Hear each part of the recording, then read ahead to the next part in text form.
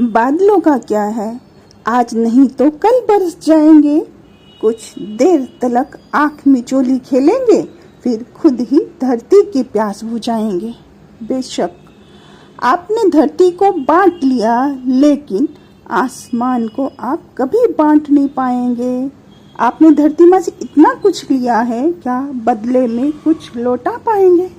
अगर मेरी बात समझ आई होगी तो कमेंट करके ज़रूर बताएंगे। Thanks for listening.